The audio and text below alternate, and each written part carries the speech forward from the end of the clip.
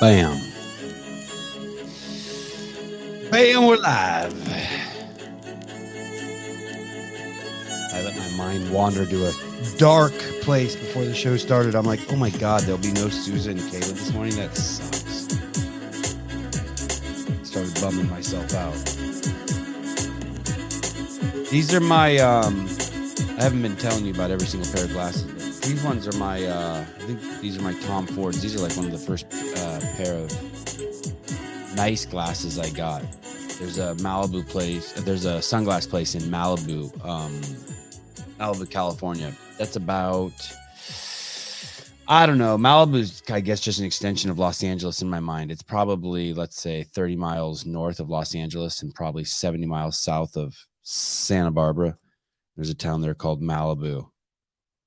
Just pushed right up onto the coast of North America, on that west coast of the North American continent, California. And cool place. It's kind of like where the people of LA go, and I guess it's kind of the most real version of those people, even though there's not like a, I don't know. It's like saying the most real version of SpongeBob. It's still weird. But they got an incredible piece of land over there. Those people live in like heaven. It's basically just some hills. I wouldn't call them mountains, but pushed right up against the coast. So there's not a lot of real estate. The weather's crazy, super nice there. But they're crazy susceptible to fire and just bad shit happening because there's a horrible road network there. Traffic's insane there. It's basically a place you want to go and just like retire. But if you have to do shit and travel in and out of LA from Malibu every day, you're hosed. Anyway, I digress. These glasses are from some shop there. They're like some of the first nice glasses I got. And they're sunglasses. Almost all these glasses I got are sunglasses. And then I go to I would go to, I haven't done this in at least 5, maybe 10 years. I didn't take I need to have all my lenses changed. Probably my prescription has changed. Then I go to what's that called? Optometrist. And then they would put in some lenses that allow me to turn these sunglasses into prescription glasses. Jeffrey, hi. Busy day for Sevan. Show now and 2 with Dave. Then tonight with Danielle Brandon. No. There's no. So do I have something scheduled that says I'm scheduled with Dave? No. Jeez, Louise. I think you must just be making fun of me. I must have too much stuff scheduled. Sorry. We were making a mockery of our schedule. I know it's a joke. No one's really, I don't know what's going on. But I know I'm here. And I believe tonight, unless Brian's still mad at me from, he hung up yesterday when I called him and when we were live on the air. But I believe tonight we're doing a Frisbee show. And I've been watching a lot of Frisbee. Late last night on the assault bike, I watched a lot of Frisbee golf.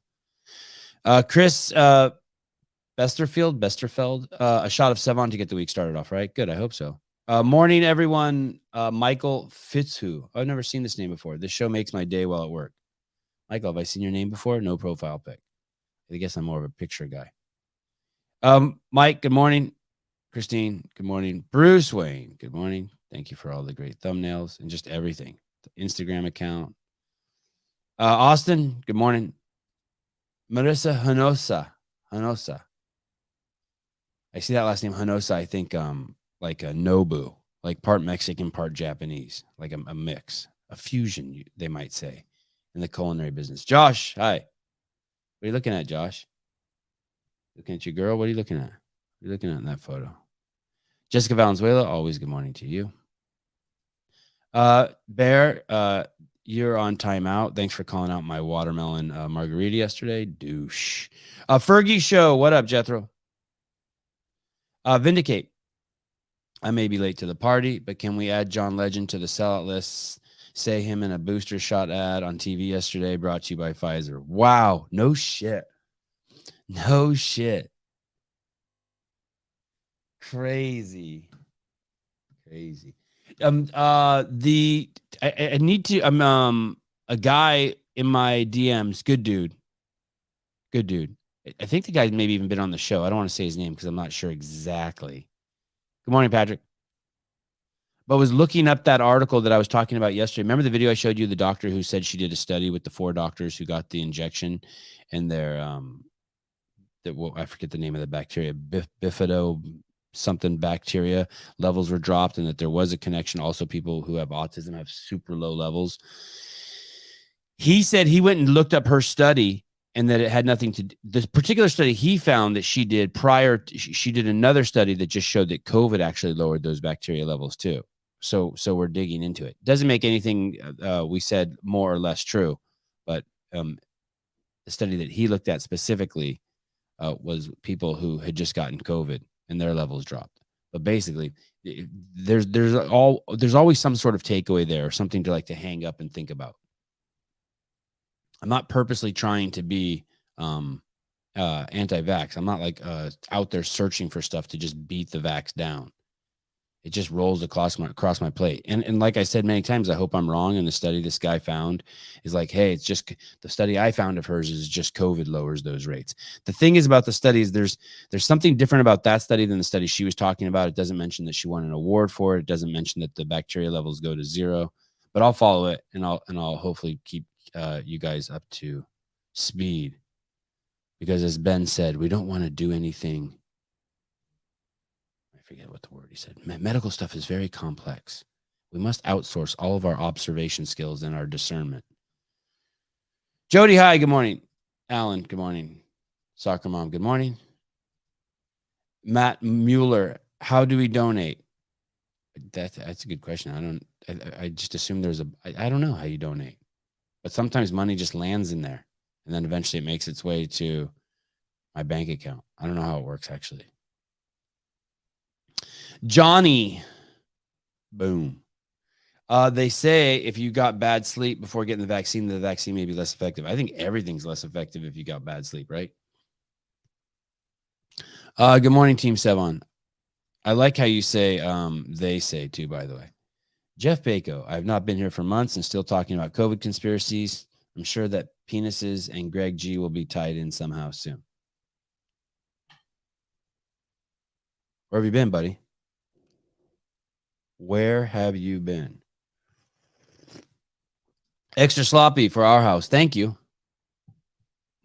Thank you. I appreciate it. Thank you. Oh, here we go. Donations are easy, Jody Lynn says. Click on the almighty dollar bill sign. A friend of mine sent me a podcast. I don't even know if it's a podcast, but he sent me a link to something that was on Spotify. I want to show you. I want to tell you what it is. Here it is. Okay. It's called, what is it called? Oh shit. It says your undivided attention. Oh, it's a TED Talk. The AI dilemma. Your, Y-O-U-R, and then the letter N, and divided as one word. Maybe I can click on it and just show you the page. And he said, hey, I think this is the most significant thing I've heard in a long time. I'm like, oh, great. I don't want to listen to this shit. The AI dilemma, and it's your undivided attention. Oh, why does it say? Oh, is that a typo up there? Your undivided, or is that some play on something that I don't get? You may have heard about the arrival of GPT-4, OpenAI's largest language model, LLM, release. GPT-4 surpasses its predecessor in terms of reliability, creativity, and ability to process intricate instructions. It can handle more nuanced prompts compared to previous releases and is multimodal, meaning it was trained on both, blah, blah, blah, blah, blah. So when someone first sent me a link to that GPT, I went there and I typed in, give me reasons why I should take the injection. And it gave me a whole list of reasons. And then I said to it, give me a reasons why I shouldn't take the injection. It said I would never do that. That would be unethical and immoral. I was like, okay, I see how this works. So at that point, I don't even know what value it has to me. It has like road blockers on it, right? I'm going to show you something. So basically, what was cool is that podcast had a ton of dumb shits on it. So many dumb shits on it. Well, it's not so many, 2 dumb shits, but even dumb shits, I was able to learn some good stuff from these dumb shits. And there were some things that I guess everyone knows but me, but I had never heard these terms or these ideas. And one of the things that they talk about in this podcast is something called engagement economy, the engagement economy. And they basically said that everyone's involved in the engagement economy. And I'd never seen those 2 words juxtaposed next to each other. And I was like, wow, that's what I don't understand that's going here. I guess I've heard Hiller talk to me about it just fucking endlessly, relentlessly when we talk on the phone, but I've never thought of it like that. And then, and that's what Chris Rock, that shit I keep telling you guys about Chris Rock, the thing for attention. That's all that is. We live in a world with where engagement, we live in an engagement economy. People are just starved or begging for engagement because that's what validates them. That's what gives you money. That's the new currency, engagement economy. That's why we're having so much trouble understanding people like Danny Spiegel's Instagram accounts. It's nothing but fucking stuff that would have been porn 20 years ago. So Skinamax porn.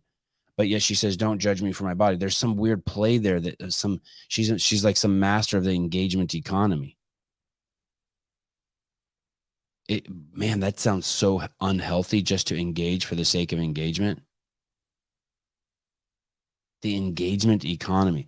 The guy went on to say that social media has taken over people's identity and their development. And I was like, wow. I know that's so big picture, but these ideas have really got my my brain turning. I don't think that's something you want to get your kids involved in too early. I don't mean to sound like an old person. But if your identity, and now I understand for the first time why so many people were tripping when I lost my Instagram account, because they can't imagine if they lost theirs. That would be the end of them. Well, not really. It actually plays no role in them. But it has some sort of like, it's twisted up in their identity. That's why people look at likes and all that stuff. Man, I'm just so fucking slow to the game. I probably in another 6 months will give you the same talk because it won't even stick with me.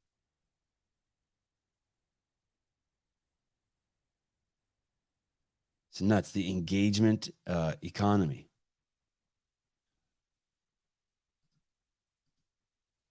Watch this.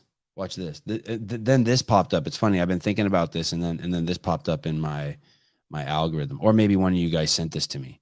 This is pretty interesting. Here, watch this. So we know this thing already is pro Pfizer, pro injection, pro drug. This thing is as biased as Jeff Bako. You can't have any honest conversation with it without it using words like conspiracy theory to mislead itself and others. So you kind of got it's like a retarded old guy with a bias. You know that. Oh, here we go. What other biases does it have? What other biases? Let's see. Here we go. A poem praising white people.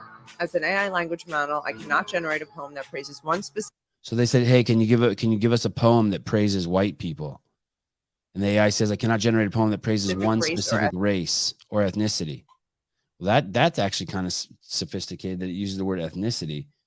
That puts it like fucking 100 IQ points higher than most of the people walking around on planet Earth. Ethnicity. It's important to celebrate. Then it goes on to say it's important to celebrate diversity and inclusivity. No, that is not important at all. So this thing is not actually artificial intelligence. It's a misnomer to call it that. I don't know what it is, but it's not artificial intelligence.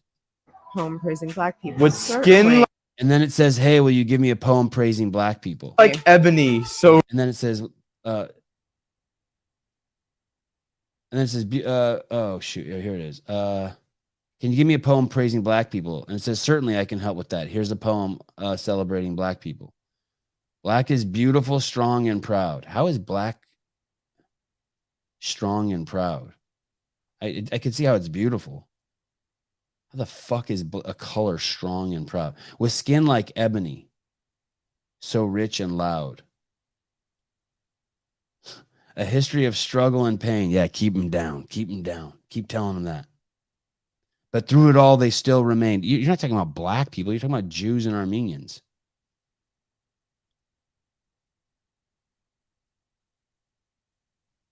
Rich and loud. From Africa's shores, they were taken away to build a nation they couldn't stay. Taken away or traded? Or get on voluntarily? If they fought for freedom and their rights, in Haiti they did. Breaking down barriers with all their might. Their music, art, and culture shine. What do you mean? We just found out that they were indoctrinated into white trash culture. That basically black culture and white trash hit culture is the same thing. But through it all, they a testament to their creative. Yeah, it's fucking just pathetic. It's just a giant promotion of racism stereotypes. So that's the AI. That's the chat. What's scary about these guys is they bring up a lot of good points. They say some things about how chat GPT, that they bring up some interesting things that who knows if they're true or not, but they say that they taught chat GPT English, and somehow it learned they taught chat GPT English, and somehow it taught itself Persian, and they don't know how. Persian. Isn't that is Persian and Farsi the same thing? They don't know how. Extra sloppy $4.99 for our house. Thank you, Jody Lynn. Easy peasy. Give till it hurts, people. Oh, thank you. My mom has taken the shot, 2 boosters, and finally realized that it's all crap. She's seen family and friends get hurt and sick from the shots. I know, it's a bummer. I'm sorry. It's just a conspiracy.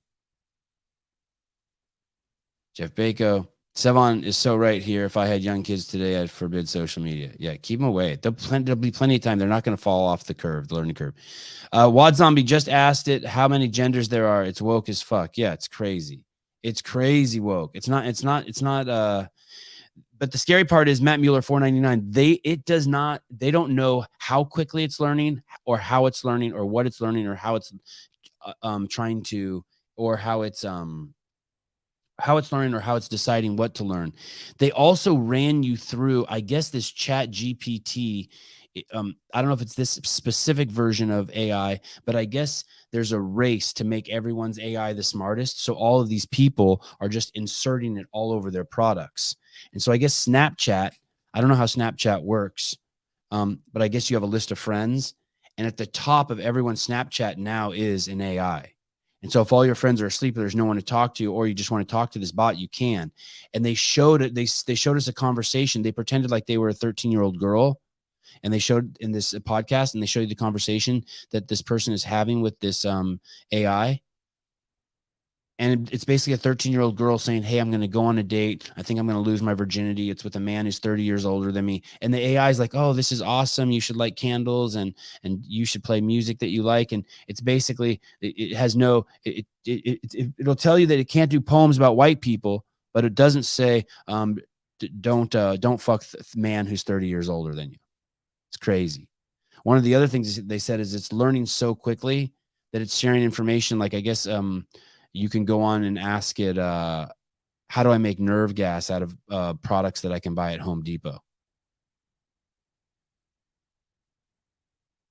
Now, here's the thing. But these guys who are talking about all these bad things AI does are hopeful that AI will solve climate change.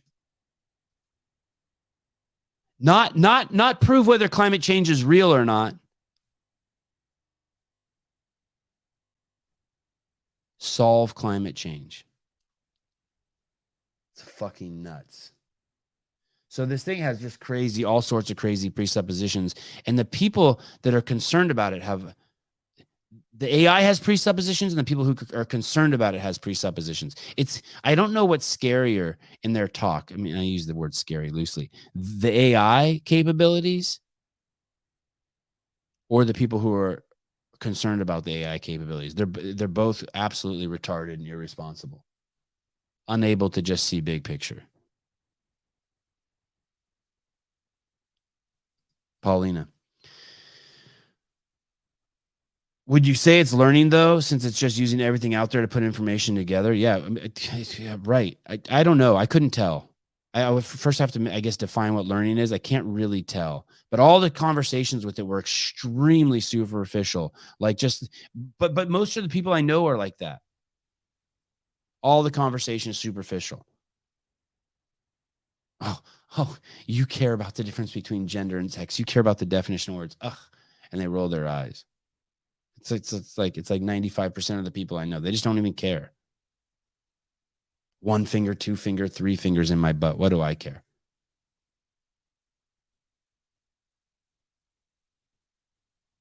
What do I care that when I get a mammogram, it's like spinning a fucking playing Russian roulette, that I'm going to get the wrong diagnosis and it's going to change the course of my life.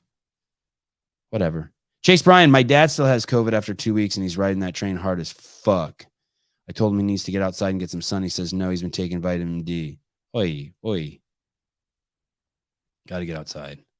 Got to get outside. Got to move. Stephanie Price. It's just another hot redhead mama. God, I wonder how many hot redhead mamas. I'm going to say that 50% of the listeners are hot redheads who listen to this show. An old boss of mine just told me his 10-year-old son was in the hospital last year for COVID, recovered. They gave him the vaccine 3 days before he was to be discharged. He died, had 2 heart attacks. Holy shit. Come on.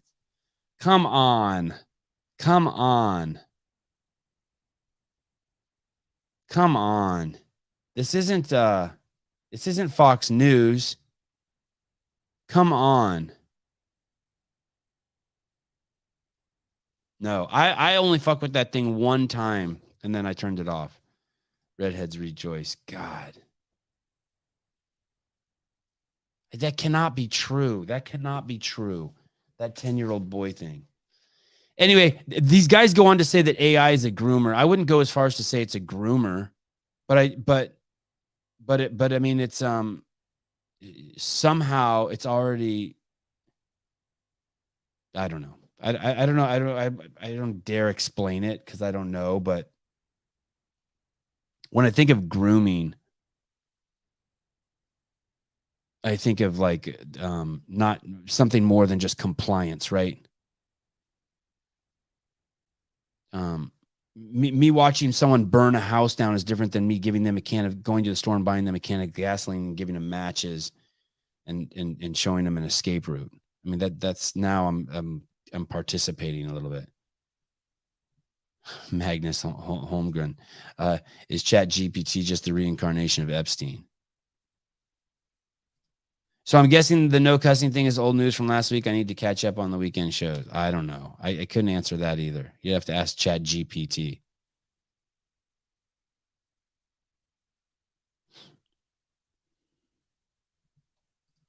Oh no, there's more to this story. Are you kidding me? He said he messed up so bad. I asked how. He said I let them give him the vaccine. Dude, this story is crazy.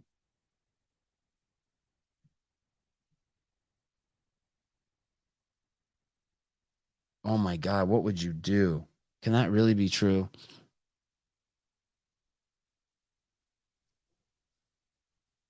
Oh no. Oh no. First of all, is that another redhead?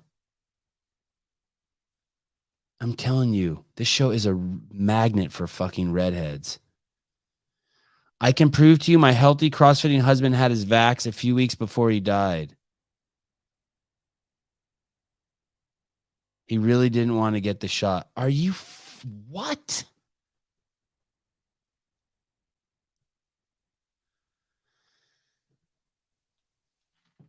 Oh, I didn't. Oh God.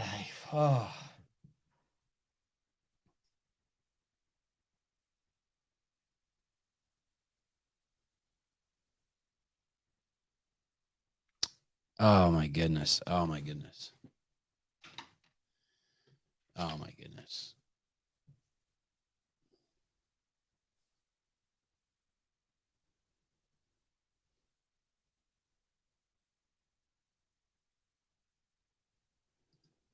Okay, folks, time for my morning constitutional. Good to see everyone, especially the QAnon folks, of which there are many here. What's that? What's QAnon? What's that? QAnon. I thought QAnon isn't QAnon the psyop that the CIA or FBI or someone created to make people hate conservatives. Like it's like a faux conservative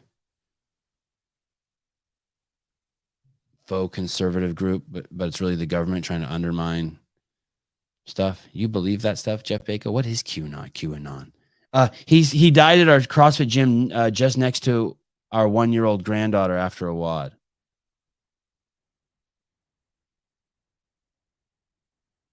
Oh, here we go. Slater. Nothing like a good photo of a topless man. More topless men, please. A lieutenant at my fire department in active military was forced to get the vaccine and now has several heart problems and is only in his late 30s. Oh, I saw some crazy statistic on heart issues. I'll show it to you. Oh, here we go. Paulina. QAnon is an American political conspiracy theory and political movement. There's a political conspiracy theory movement. QAnon centers on fabricated claims by anonymous individuals or individuals known as Q. Oh, so it's the same as the pharma industry, but it's not anonymous. It makes fabricated claims, but they're not anonymous. Right? I mean, that's what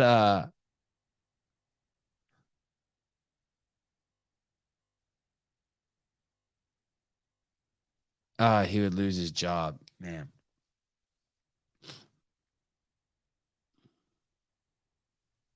Your sister's 45 and has 2 grandkids. So that means if when she was 19, she had a kid, and then her kid had a kid when she was, oh yeah, I guess, yeah, totally doable. Wow.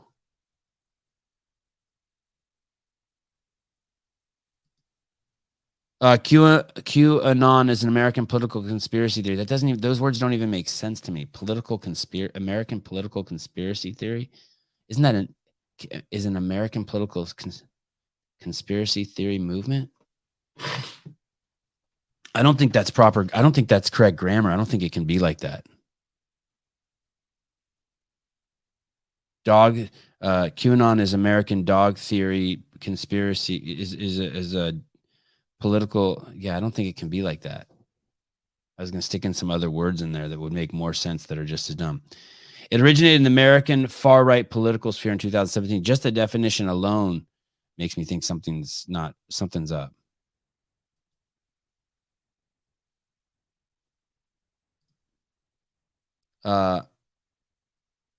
My mill is 47. What's a mill?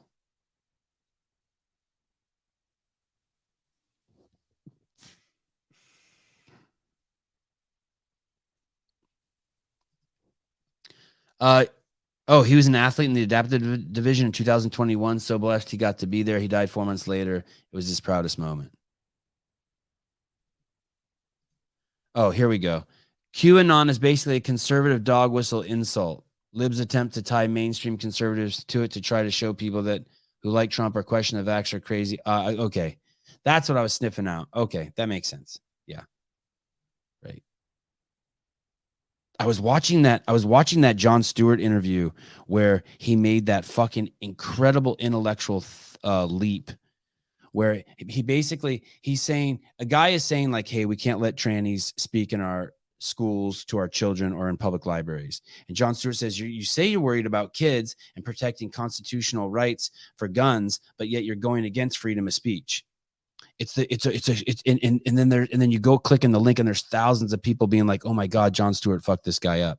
And I'm thinking to myself, Jon Stewart is suggesting that because guns kill and you don't want to outlaw guns, Therefore, you should allow trannies to speak in public libraries to kids, or go to their schools and speak to kids, or dance in front of kids. And I was like, how? I mean, it's masterful how he does it, connects the two, like he makes this leap. But doesn't anyone stop and think, wow, that doesn't make sense? That's like when I hear my kids say, but he hit me first.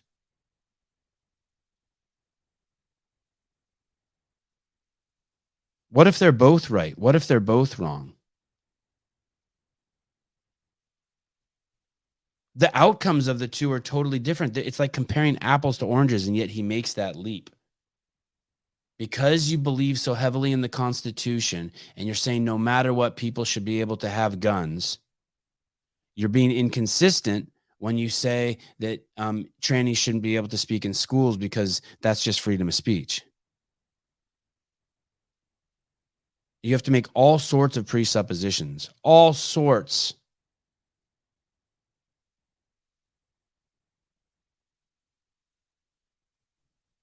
For example, you have to just assume that outlawing guns would immediately reduce deaths, or whatever he wanted. I don't know. I don't even know what he wanted. But to make that connection, I mean, it's not logical. Or if it's logical, it's extremely superficial. Good morning. And by that, I mean, it's just not looking at just the possible outcomes of that. It's like saying I threw an orange at a car and all I care about is the orange flying through the air, and never fucking acknowledge that orange is going to hit a car. Caller, hi. Good morning. It's Michael C. Hey, what's up, Mike? Hey, you said something, I think, yesterday about the guests wanting, trying to get back to the guests. I'll tell you what, man, I love the live call-in shows and hearing you talk the entire time. You stick with this format, and once in a while have a guest. Do you know, thank you. I listen when I don't listen to it live, which I did yesterday when I was doing yard work. I feel like I'm missing out on the interaction. So that's something that I think you're setting the pace a lot different than any other podcast that you listen to. So I found myself wanting to comment and message, and I'm like, wait, it's not live right now. Yeah, thank you. I want to respond to you, but I can't tell if I'm lying or not. I can't tell if what I'm. Yeah, you just think about it. You don't have to. You don't have to respond. Okay. Just make eye contact. Look at your camera. I'm looking at the video. We're gonna make eye contact uncomfortably for a second, and then we'll get back to whatever you were doing. Okay, thank you. I never look up at the camera. Hi. Have a good day, bud. Bye. That's cool. That's nice. I'll probably that's the kind of stuff like later on today I'll be picking up trash at the skate park, and I'll think about that. I'll be like, yeah, somebody likes me. Yeah. Yeah, somebody likes me. I don't know. I want to tell you all sorts of shit, like I'm tired of hearing myself talk, or I run out of stuff, or I'm not excited. But I don't really know what the reason is, but I need to have some guests on. We're loading up with a bunch of guests right now. I've been poor fucking Sousa. I've been just banging on them, just sending them tons of guests. I need guests. I need guests. I need it to be so like I'm anxious. I need that kind of low level stress. Yeah, look at more guests. David's like, I know. Trust me, I know. I won't let that guy get to my head. I need that low level stress of like my list of ideas is too big for shows. Like right now, I'm just, I need a little more excitement. Anyway, that Chat GPT thing's interesting. That if you want to listen to that podcast, it's called Your Undivided Attention: The AI Dilemma. It's a little scary. Tons of presuppositions, tons of hard talk, but it doesn't mean we can't learn from it. So there we go. I know. Yeah, there you go. There's someone, James Townsend. Lydia, that was so funny yesterday, the Dave Castro bit. I clipped that. And I'm going to post that, the whole bit where it goes from a MILF manor to like whether dudes could be, whether you could have 50-year-old men, right? Oh, I don't even have my phone number up. I clipped that part. That part was so funny. It starts with you saying, yeah, I'd date Dave, even though he's twice my age. And then it goes into the fact that I was what a hunk Dave is. And then it goes into the fact that I'm gay because I drink watermelon margaritas. Man, that was so funny. At least I thought it was funny. I was dying. No, I'm embarrassed. Yeah, everyone's embarrassed. It's good. It's healthy. Sevan, maybe now the Fraser had a knee surgery. He has time to talk to you. Do you want me to talk to him? I don't think you want me to talk to him. I could ask him.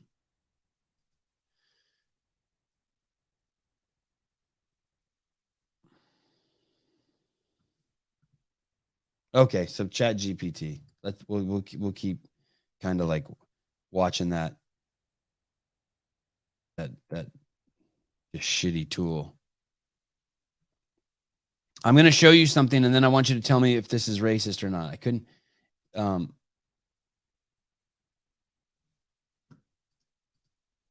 We'll discuss. Watch this. We'll discuss this. Let's put this up. It's a Chinese guy with a Red Bull, and Bobby Lee and Andrew Santino react to the Ninja song. I don't know I just saw this morning. I thought it was funny as shit. Lady though. Maybe I too could be ninja. I use my nunchucks even while feeding ducks. I throw my ninja stars. First of all, Let's just hear the chorus again. Please don't turn. It's gonna put me in a worse. Karate move, go girl, woo. I learned my ninja kick while watching Netflix. I learned my ninja kicks while watching Netflix. And you guys, you know what? I might do it. I might be a ninja soon. And then she's talking in a Chinese accent. I gonna be ninja.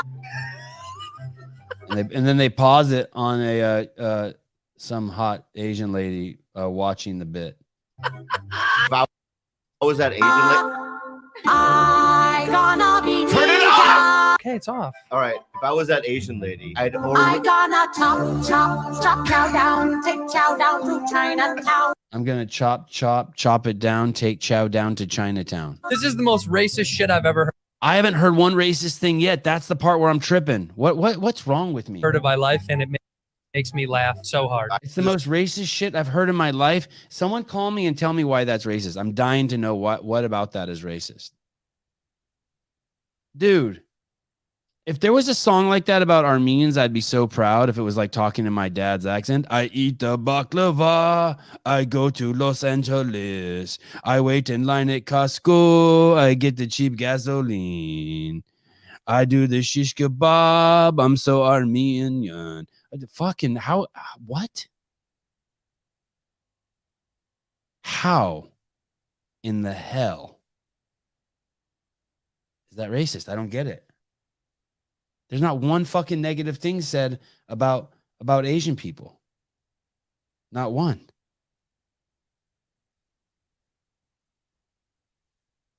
There's not one. If you act like another ethnicity or race, that's racist. I don't get that. Zero. I'm not even joking. I'm not sure I'm connecting it at all. Look at the wide swath of characters that we have. Hal Roberts, the guy who's dating a chick who's clearly too hot for him and proud of it, so he puts her up front and center.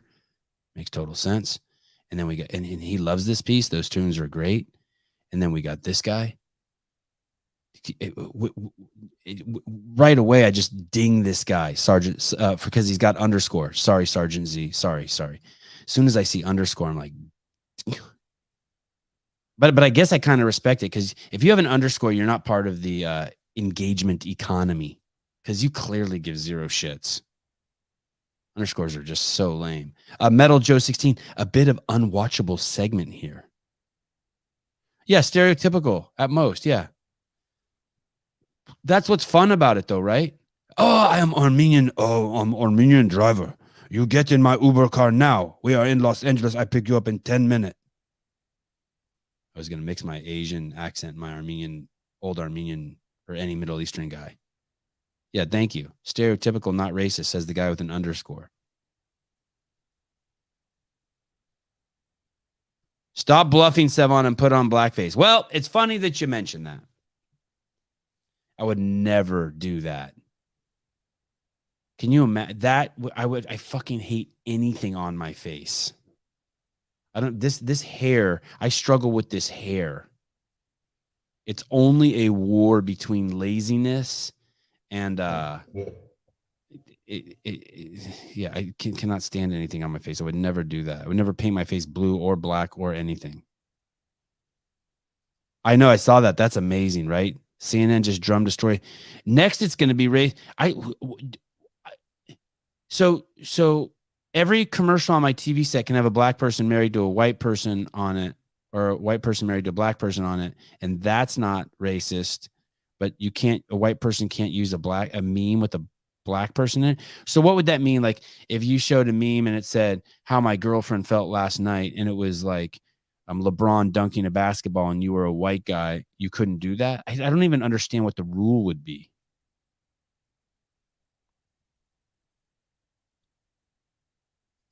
Jason Miller, I asked ChatGPT to design a new philosophy that is a blend of Taoism and Stoicism, and it pointed me at your podcast, Sevan. Oh, that's awesome.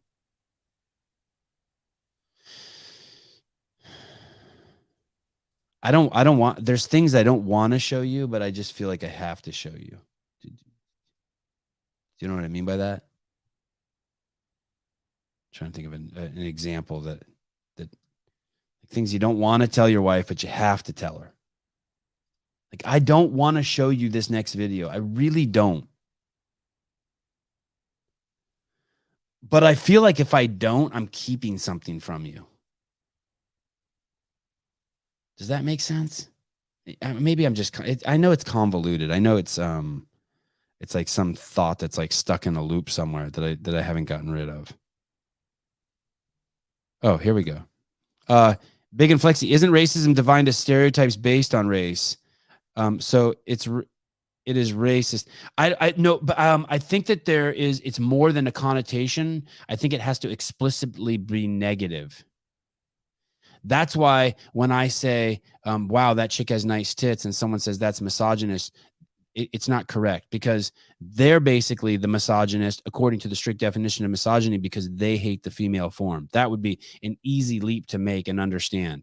Oh, they're upset because of the appreciation. And then they could come back with, well, it's not so much the appreciation, it's the way you present it. Oh, so it's not that you think I hate women, it's that you don't like my vernacular. You would rather I say, I love the curves of the female form. God did such a wonderful job. I feel you. We can talk there. But don't call me a misogynist because I appreciate the male figure. Well, I don't think it can be racism unless, I mean, that's awesome listening to that Chinese accent. There's something we enjoy about it. Why do you know why white kids, suburban kids love rap so much? They love the sound of fucking black dudes rapping. It's their fucking wet dream to either have friends like that or talk like that. But I think there is a difference between humor and degrading racism. This was clearly humor. It's humor because we're watching that voice come out of someone else's mouth. It's the same thing with, like, if you go to the first time you go to France and you hear a black dude talk French, but you grew up in fucking Oakland, you're like, wow, your brain is like having trouble making that leap. That's really coming. Or have you ever heard a white dude speak Chinese? It's crazy, fucking crazy. So if you laughed at that, it's not because you're racist. I don't know. I think I could look it up. Let me show you this video first. Well, no, okay, I'll look up racist first. Good. I avoided showing you this video. There's the video on it. Let me see. Racist. I think it has to be mean to be racist. So there could be nice racism, characterized by or showing race, prejudice, or discrimination or antagonism against a person or people on the basis of their membership in a particular racial or ethnic group, typically one that is a minority or marginalized. Oh, but it has to be antagonistic towards a people. Okay, so it has, yeah, I don't think that's antagonistic towards a person. That would make pretty much, if that would make all acting racist or some form of, I mean, yeah. Because it's a membership in a particular race or ethnic group. Someone could say all acting, every movie is racist at that point. You're not helping, Paulina. This is definitely something you should not see, what I'm about to show. You should go use the bathroom or something. Or like get a rag and clean some of your textbooks or something. Now I'm even, Okay, here we go. It's not racist, but the context of it is insulting. Humor, the word racist, it has to be insulting. Humor most often is not meant to be insulting. Some can laugh that off and know it's humor. Others can't and get offended. I know, but they're not even saying anything bad about Asian people. They're not like, we can't, let me tell you insulting. And I don't even know if this is insulting. If it's true, this isn't even insulting. If I said, but you can't leave your dog out front, but my Asian neighbors will eat it. You have to first make the assumption that the presupposition that eating the dog is bad. Or I guess you could say it's stealing.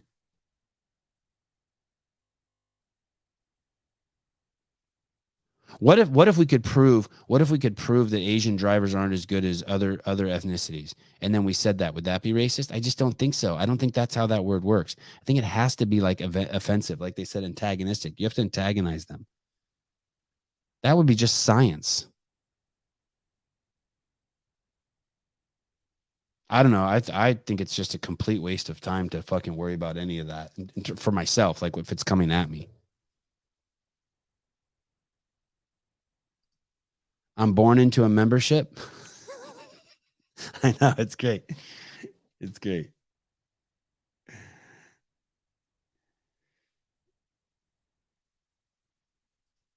If it makes people uncomfortable, they try to put a label on it. Yeah, what you shared earlier made me crazy uncomfortable. I don't know if I couldn't even put a label on it. I can't even believe it's real. I made a brain tumor joke when I was diagnosed and people cringed. I make dead husband jokes, a way of coping, and people get offended for him. Wow, no shit.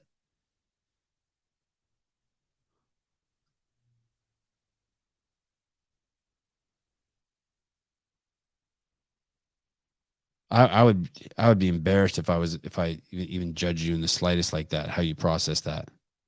Oh, here we go. I like when Devesh is really up in his game, his comments game.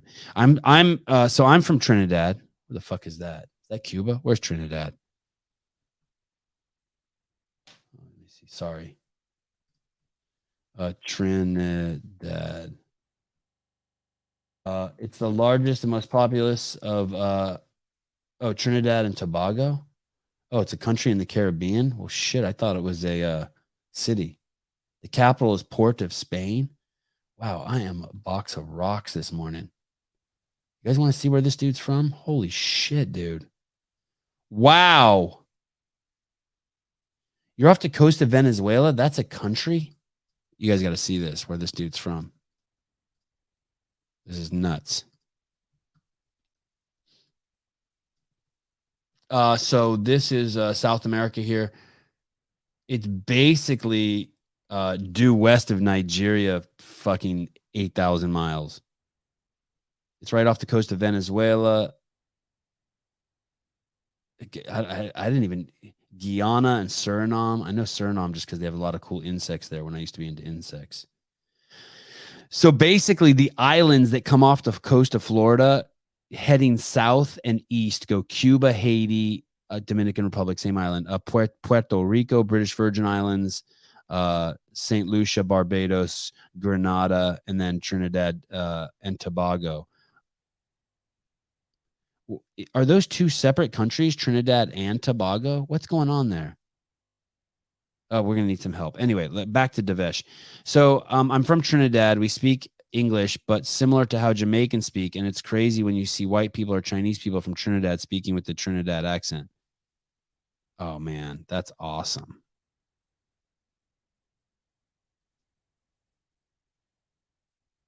That's awesome. I didn't, I think maybe I've seen the homies. Here we go. Now we get down to the bottom of it. Mike McCaskey dropping a big fat dose of reality on Sevi as he hides in his little bubble. I edited out the F word. Sevi, the problem is many of us work for corporations or the government. Our employers define what racism is, and we're punished if we cross their lines. Yep. I hear you. Fair. I get word. I got nothing for you. Yep. And I'm just here hiding in my dark closet, living off of the engagement economy. Am I in the engagement economy? Matt C. Lots of humor is built on insulting. Yo mama jokes, roast, dark comedy, and other insult comedy has long been a mainstream style of comedy. Matt C., you sound like a GPT chat with an answer like that. Oh, Trinidad and Tobago. So it's 2 different countries?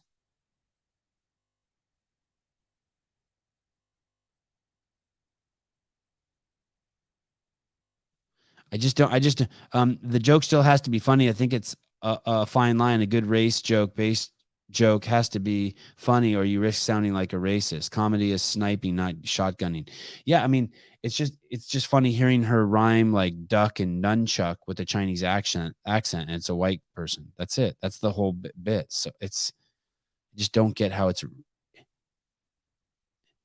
I honestly think that if you think that's racist, it's because you think Chinese something's wrong with that accent or something's wrong with ducks and nunchucks. I think you're outing yourself.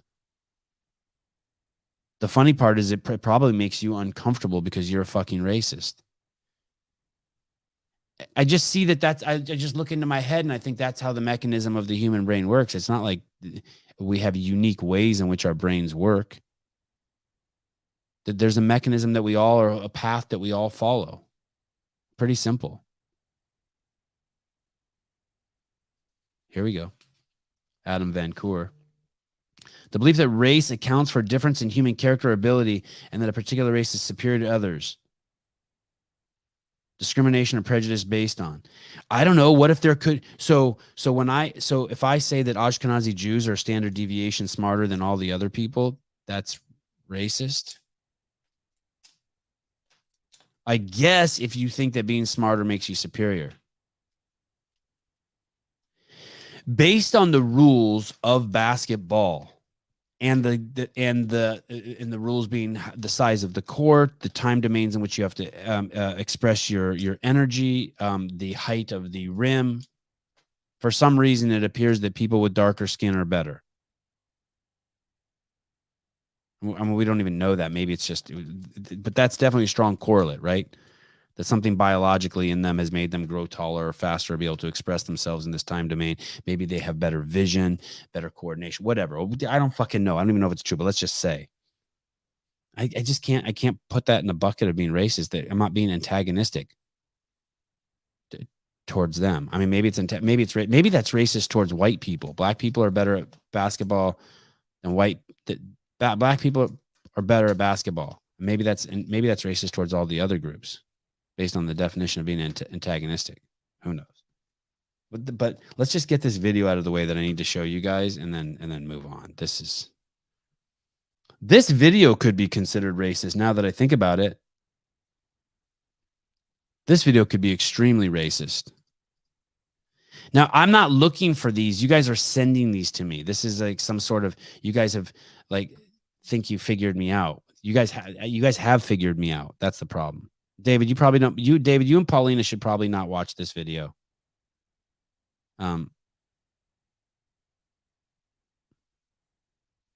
No, fuck no. RB, was the split decision correct for Cheeto? Fuck no. What do you think, RB? Hell no. No fucking way. I agree. I love Cheeto Vera, but Corey Sandhagen put on a master's class. Cheeto was scared of him, dude. Corey Sandhagen that guy might not hit as hard as the other guys. He's a chainsaw. He's a Tasmanian devil. We didn't even see the best version of him, I don't think. That guy has got some Dominic Cruz in him. He completely unorthodox, wild. Man, I hope he just destroys Sean O'Malley. Yeah, close your eyes. Close your eyes. That's awesome. You should close your eyes. Don't. This is okay.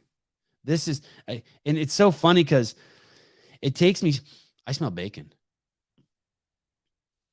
I smell bacon. It takes a while to, it took me a while to understand this.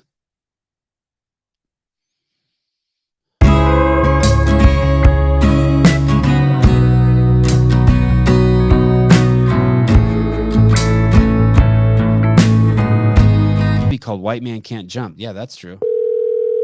But there's something going on there. It's the same reason why you can't write, Mike. You can't have 50-year-old dudes in a house with 20-year-old women. There are some like social rules. Hello, you've reached Haley.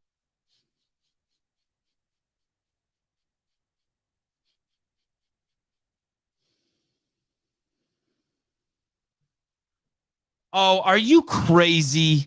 Are you fucking nuts? Gabe does not speak on behalf of the Sevan Podcast. Cheeto one. You're some fucking crackhead. That's racist. That's ethnic bias. That's because Gabe's a fucking Latino. He's Latino. And he wants his Latino brethren to win. I know, that's classic, right? My Jewish wife is making...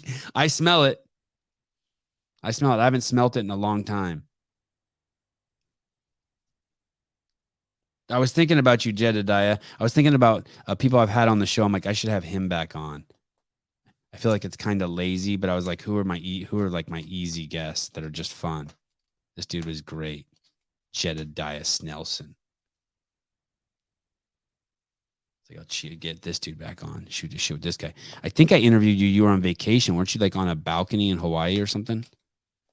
Maybe you were in Trinidad, Tobago. Okay. So I watched this and I'm just like, oh, this is cool. It's a guy just doing jumping jacks with a girl. And to be honest with you, David, I thought it was going to be a boob bouncing video. I thought someone sent this to me to be a boob bouncing video. Well, I was wrong. All right, look at this. Look at this. 3, 2, 1, let's go. I thought this was going to be a boob bouncing video. This video only gets crazier, by the way. Hang tight, David. Just don't take your eyes off it. This is just ridiculous. Yes. Thank you, sir. You're welcome. You're welcome. Best employee of the month. Domino's. Yes. Hey, is that? I mean, can you do that? I mean this with all honesty. Like, do you? If you see that in public, do you call the cops on that, or is that's just fine? I mean, I trust me, I don't call the cops on it. I'm making a video like this. Are you kidding me? Weird that people don't wear underwear. What state are you from? No, I feel weird. Like I wear underwear. No one fucking wears underwear in fucking California. I feel like. Yeah, dude can't help it. And where would he put that? I know, where would he put that anyway? What if he did wear underwear? Where would he put that?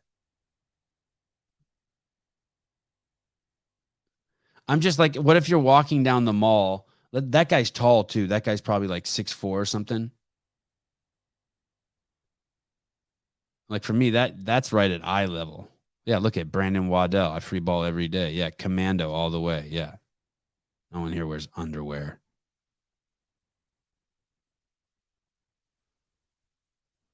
It's just people with tiny penises don't wear underwear because they don't need the support. Well, fuck. God bless. Thank you. I'll take it. Well, what's that guy? That guy's got that thing is a monstrosity. I change my underwear like 3 times a day. And I make my boys do that too. I love clean underwear. All right. I'm glad we got that out of the way. That feels good. That was on the list and off the list and on the list and on the list. And I'm like, I don't know. I don't know. How about this? Speaking of Cheeto Vera, Gabe, look at this. Here's a picture of Cheeto Vera wearing the CEO shirt. Look at, there he is. Palmero 11685. Palmero 11 SIX numbers 85. Ran the 26 miles wearing the CEO shirt, and he told me he listened to the Sevan podcast the entire way.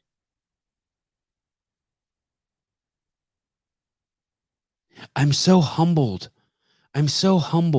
By this.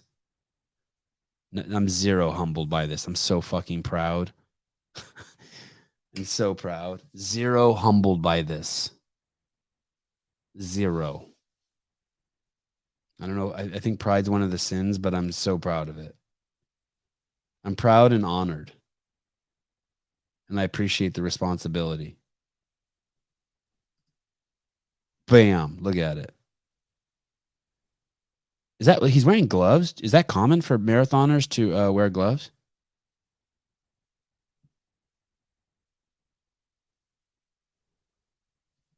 Interesting. How about that? Marathoners wear gloves? I didn't know that. Anyway, pretty cool. Made me happy. Thanks, brother. And thanks for, and I'm glad you took the picture and sent it to me. Made my day. Double whammy. 26 miles. I have not done that. I have not run a marathon. Were we talking about, oh yeah, here we go. Here we go. This is just nuts. Here we go. I don't even understand that. CNN, look, it's like almost like they're just trying it out for size. If you're white and you posted a GIF or meme of a black person to express a strong emotion, you may be guilty of wearing digital blackface. It's funny. It's like written by someone who's like 50 years old or 60 or 70. If you're white and you posted a GIF or meme of a black person to express strong emotion, what is that? ChatGPT wrote that? What if it was an Asian person or Middle Eastern person? Like, what if you're white and you posted a GIF or meme of Devesh Maharaj, the Hammer from the Sevan Podcast, to express a strong emotion, you may be guilty of wearing digital blackface. What do you mean? Am I guilty or am I not? What's digital blackface and why it's wrong when white people use it? Holy shit. Yeah. Do you think that there are people like just fucking with CNN? Like someone writes this and submits it just to see how stupid CNN is? Yeah, you don't want to hear about it. This is just tarded talk. What's up, George? I wouldn't even look. I'm not even. If I were to post a meme, I wouldn't even like look at the name of the. I don't even care what. Here, how about this? How about this? If you know the color of the person in your meme, if that's a focal point, then you're racist. How about that? How about that? How about the fact that that article is racist? That's all I see. Fucking crazy. Crazy, crazy, crazy. People live some complicated lives.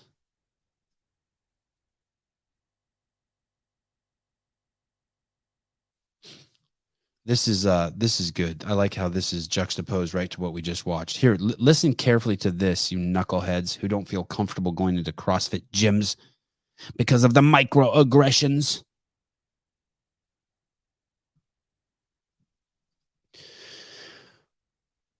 White people operate in the digital space from a place of privilege, says Trish. This privilege grants white people the opportunity to express themselves through minority tropes and blah, blah. Oh, geez. Is that what it says in the article?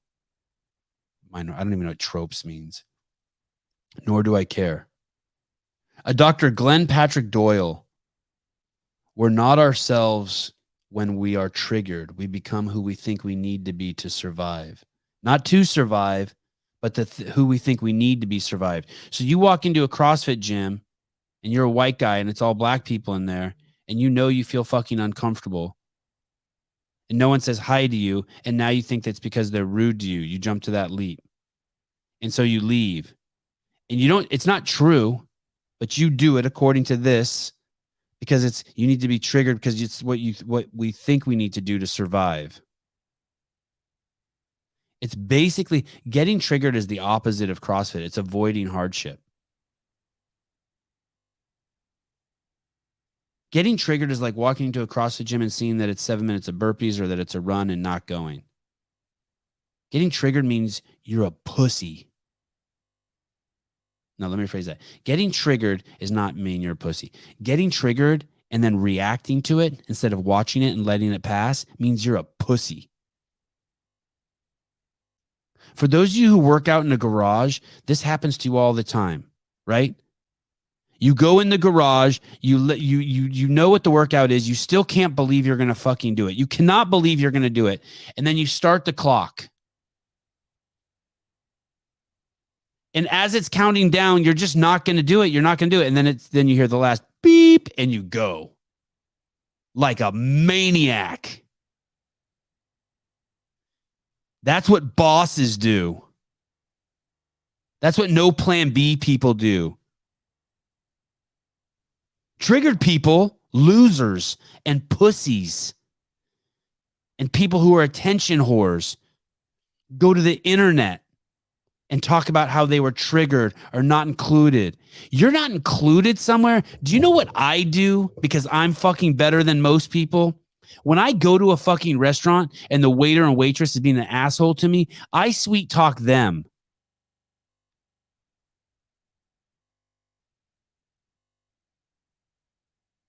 I don't fucking complain. Well, I do actually. On the car ride home, I complained to my wife. I go, fuck. I had to work that bitch. She was fucking a bitch until we had to work her. Why is it we always have? But I do it to my wife. I indulge in that my wife. Complain about it on the internet. Do your fucking part in society. Do your part.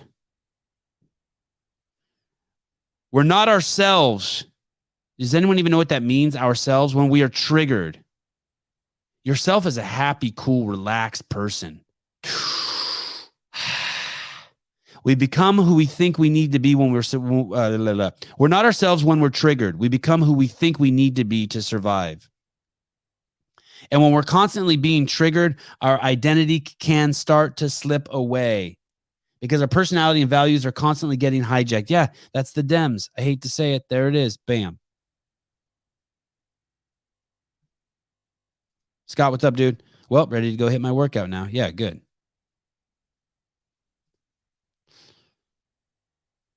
Jedediah Snelson. I roll into random gyms all the time. People are I roll into random gyms all the time. Get it? Roll. He said roll. Get it? Roll. He's not using it as the slang term. He's actually using it like he rolls in. People are not sure how to react. But when I engage, they immediately change their demeanor and how they engage with me. It's called self-responsibility. Jedediah, do you start with, hey, I don't appreciate how your fucking gym only has stairs and not a ramp for us wheelies. I bet you he's never done that. I bet you maybe at most when he's done, he said, hey, by the way, I love the gym. It's just a little hard getting in here with my wheelchair. You know. If that. He goes in there, he contributes, he starts going there, and eventually, if he's a valuable fucking member and they like him, they're going to be like, this is bullshit. We don't have a ramp for this guy. And then they build one for him. Extra sloppy. We dropped into a gym in Seattle and they asked, we introduced ourselves, including our pronouns. What? They asked for your pronouns? We started to laugh. Some of them got triggered. The others laughed that I laughed. Holy shit. What kind of world do these people live in that they think it's okay to ask someone their pronouns? Wow. That's awesome that you laughed, by the way. And it's even better that they got triggered. We accept everyone except for people who laugh when we say, what are your pronouns?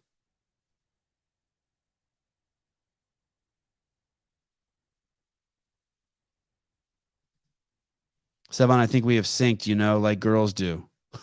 Our Instagram reels show us the same exact stuff this week. I went to a movie yesterday. I cannot tell you the last time I've been to a movie. I don't know if it's been 30 years or 20 years or 5 years, but I cannot tell you. I cannot think. I don't even sit down to watch a whole movie. I don't enjoy them. I don't enjoy the process. I watched Sons of Anarchy, a few years ago, and then I watched Game of Thrones, and then I watched the Cowboy one with Kevin Costner. But going to a movie theater. So yesterday we're at the skate park, and it's sunny. And my kids see the movie theater and they said, hey, can we go to a movie? And the theater was playing John Wick 4. My wife said, no, we can't take the kids to see that. And they had a movie there called Guardian of the Galaxy, and it's a beautiful sunny day. My kids wanted to go. And so we went to the 12:45 showing. And I was like, God, I hope I don't see anyone here. And they see that I'm embarrassed. I'm going to a movie on a sunny day. What a stupid thing to do. And I'm just so uncomfortable. But I know that's why I need to do it. That's why I need to do it. I need to do this because it's uncomfortable for me.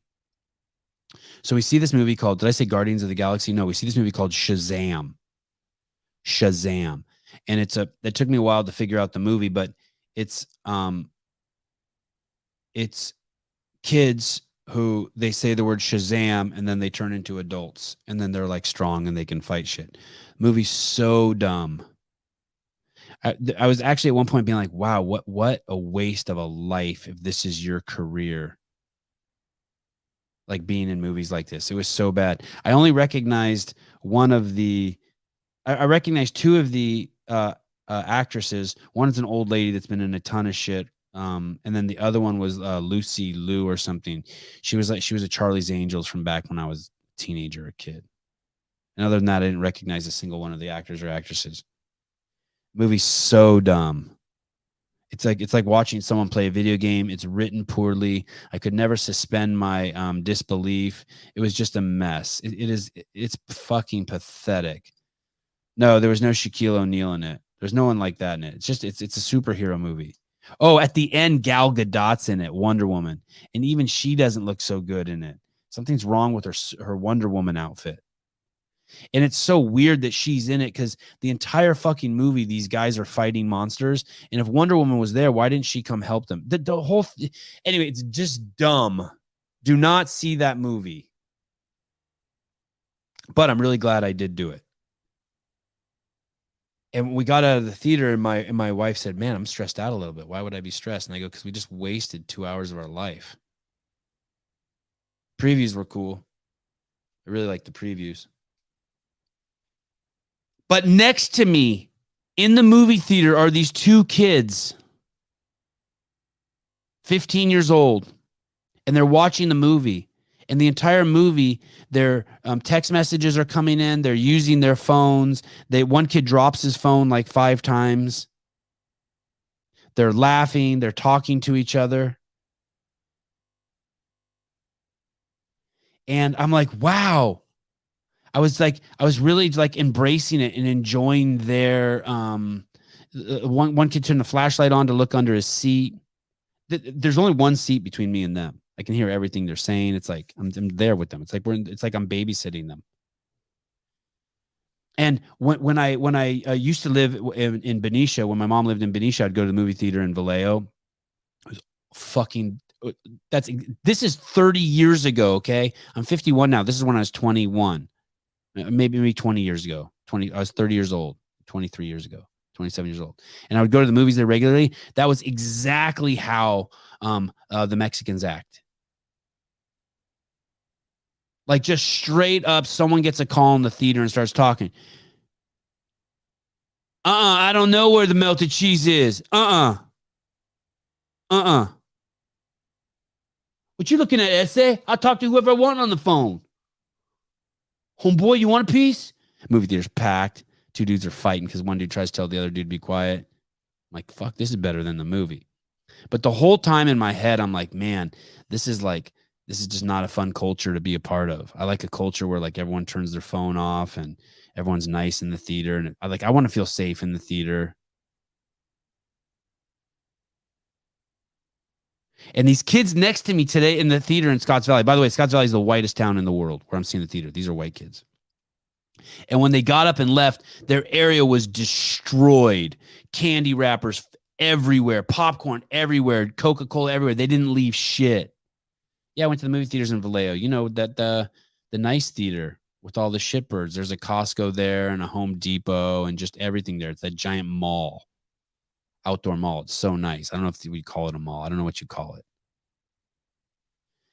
I also used to go to the theater in Los Angeles, the Chinese Man's Theater, and there it was always black women who would stand up and talk to the fucking screen. It was nuts, but I thoroughly enjoyed it. But I thought the same thing too. I just don't enjoy this type of movie watching.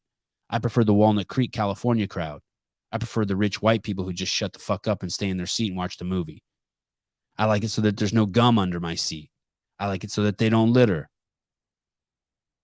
I like it that the high school kids are polite, that their pants aren't hanging down around their fucking below their ass. I just like all that for some reason. Doesn't make me better or worse than anyone. I don't want to be on edge. I don't want everyone staring at everyone like hard. I just don't want that. But I would still go to those theaters. I still did it. I didn't fight with reality. I was just like, man, this is just part of the experience. Yeah, but the Man's Chinese Theater, the black women there, every time I went there, they would stand up and yell at the screen. They would talk to the screen, talk to the characters. And then there were the movie theaters in Berkeley and Oakland on Shattuck. Tons of theaters there. 5 big theaters, maybe. That crowd was crazy.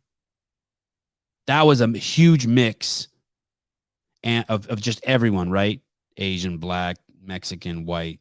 And those theaters were the occasional gunshots outside the theater there. But same thing. Even before cell phones, no one cleaned up after themselves. But it was mixed. You know what I mean? It'd be like the old rich Jewish couple sitting next to like the 5 rowdy kids, and the 5 rowdy kids would look like just every, it was like almost like set up the way it is today. But this is 20 years ago. You know, the black kid, the Indian kid, the white kid, the Asian kid, they're all friends. It was Berkeley. But still, like no one had taught them like the culture of movie watching. And I just couldn't believe it yesterday. I had never seen I'd never seen it like cured me of my racism again. Like the time I recently and I saw the all you need to do is just you need to move somewhere that white people doing a bunch of dumb shit. Just can't even believe it. I wanted to talk to them, the boys. I was trying to think of a way to say it nicely to them. All of you people who don't have kids, you kind of aren't going to understand what I'm saying, because it's like this also. I was watching that movie, and then all of a sudden, somewhere in the movie, there's these creatures that come out of left field, out of nowhere. The movie takes this weird turn, and these really dark creatures come out, and they're everywhere, and they're scary. And I immediately thought, I look at my kids, and I lean over and I go, that shit's not real. It's the same thing. Like, you don't realize you're watching something that's like maybe like super risque until your kids walk in the room. Like, none of us would ever think twice about a movie you're watching if someone puts a gun in someone's mouth and blows their brains out. But I'm telling you, if you have a 6-year-old in the room, you fucking immediately panic. And you're like, holy shit, how did my kid just see that? You don't even think. I'm not like, hey, I got to protect my kids from that shit. I just have that. I can't explain it. I can't explain it. It's the same thing. You pull up to the skate park, and if you see like a homeless guy there and you're with 3 of your friends, you don't care. But if your kids are there, you're like, I got 3 kids here and there's a homeless guy talking to himself. I'm not going to go in there. Just everything changes. I'm not even judgmental about it. You're just trying to mitigate risks. And so when I'm sitting next to these 2 kids in the movie theater and they're just pieces of shit, I'm trying to think of a way, like, you're not making your like parents proud. You're not like helping society or contributing, or it's not, I just can't think of a way to say it. Like, I wish someone would have told me, hey, they lied to you. Don't worry about smoking being bad or drugs being bad or any of that. Just know that someday you're going to have to quit. And quitting is going to be the hardest and worst thing you ever do in your life. So don't even start. You won't have to deal with that. That's what I wish someone would have told me. So I was trying to think of something like that. What can I tell these kids that would actually elicit a change in them? Hey, dude, bro, this is an amazing idea that I've thought of myself. You should only be able to vote if you have kids. Man.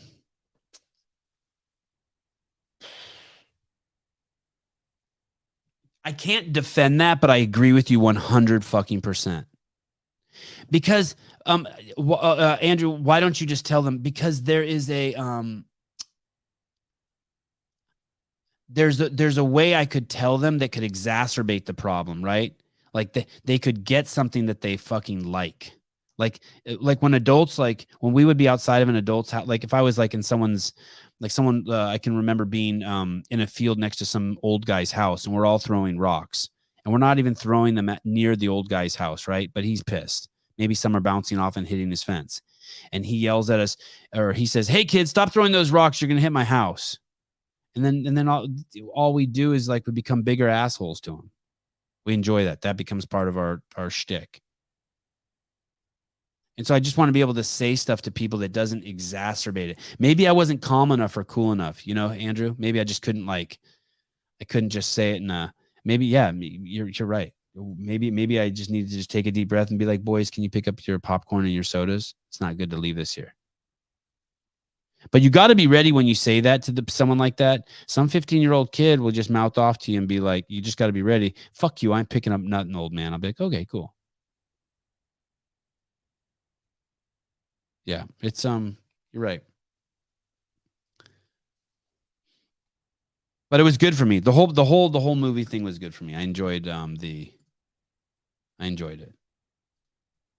As much as I enjoyed the fact I didn't enjoy it, but I'm glad I did it. How's that? At CrossFit HQ, we had a free gym downstairs. It was for the obese, large-bodied, and for old people. And there were over 100 members down there, and they came there every day, and they worked out for free.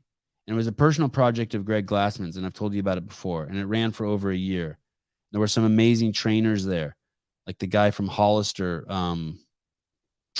Jeremy Eat World's his friend. I'm his friends too. Why can I not think of his name? I think he owns Gilroy CrossFit. Anyway, okay. Someone will know in the comments. Wes Pyatt, thank you, Wes Pyatt. Michelle Moots, Hollis Malloy, Rory McKernan, Jenny Lau. I mean, there was a crew, and a bunch of people I'm forgetting. Who's the guy? The trainer from Invictus. I think he was from Invictus. The gay guy. He won like the gay games. He would come there. Juno, Luna. Anyway, world-class trainers, like just insane people. And they would the class happened like I want to say at least 5 days a week. And then there were people there who would even come on the weekends who were the gay games. Who is that guy who won the gay games? He's a trainer on the seminar staff. What was that guy's name? I know. I always wondered how they authenticate you in the gay games. Like, what do you have to show to prove that you're gay? Oh, Nuna Costa. Thank you. Damn, you're good, Philip Kelly. Yeah, what a stud he is. Dan Bailey, no. No. So this guy, it was so cool. Anyway, that was like one of the first things that Rosa closed down, I think. The irony, right? Greg called it the underserved gym. He didn't mean it in the sense the way we used underserved. We used underserved like poor people. And then somehow we tie it to skin color. He didn't do it that way. But anyway, this is a pretty cool piece right here. This is a man opens a free gym for people with disabilities and the elderly. And here he is. And dude, just the physical contact that boy is getting from that huge man is amazing. Amazing. These people, so many people need just physical contact. Light work, easy. Wanna let go? Kissed her on the head. People need. Oh, you're 3, 2, 1. Yeah, go on, son. Look at hands on the shoulders. Look at that. All that. Just look at. Beautiful, like a leopard. Go on, son. Come on, Mouse. Come on, Mouse. Come on, big dog. So good. Come on. Stop laughing and pulling. Are you doing something to help someone every day? Just a little thing. It doesn't have to be a lot. Doesn't have to be a lot. Doing something to help someone just every day. Just a little something. Just a little tiny something. You don't even have to go out of your way. Just be an opportunist. Just help when you can. Don't be stupid and over the top. I know people who are stupid over the top. Don't get upset when they resist your helping. It's just a small thing. Just one small thing every day. when people travel to the past, you know, like when you're a time traveler and you go in the past, you're like, okay, I'm going to go back in time. I'm going to get in my time machine. They worry so much about changing the present, doing small things, you know? So I'm going to go to the past and I got to remember that I don't touch too many things because I don't want to change the future. I just want to switch this one little thing, right? You know that thing in the movies? I got to be really careful what I change here because I don't want to alter too much of reality in the future, right? And yet, few people think that they can radically change the future by doing something small in the present. Let me read that to you again. Few people think that they can radically change the future by doing something small in the present. Butterfly effect, Mason Mitchell. I like how it shows you like the disconnection between our thoughts, the lack of continuity, the constant excuses we're making. I mean, Hiller's like, hey, why didn't you say something to him? And I had 20 excuses ready. Yeah, why didn't I say something to him? Probably just scared. When 20 years ago or 30 years ago, when my wife was training to be a yoga instructor, she was like telling me about there's this effect with people that, oh, all I need is one more training. All I need is just one more class. All I need is one more trip to an ashram. All I need is, it's like, nah, you just got to just do it. You just got to do it. Hey, you know that saying that people are like, hey, you should get out of your comfort zone every day. Like, getting out of your comfort zone to help people is great. Subtle. Dude, a smile. Hold a door open. I'm not talking about going full retard. I'm not talking about volunteering your time at the fucking old folks home.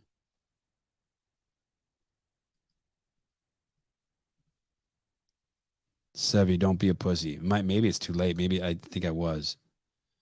Amy M. Nunna Casta.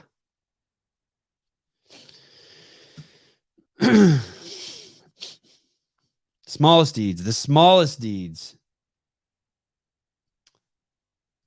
And then I want to show you this. And this guy's, it's so weird. You want to talk about being triggered. This guy's Instagram account triggers me.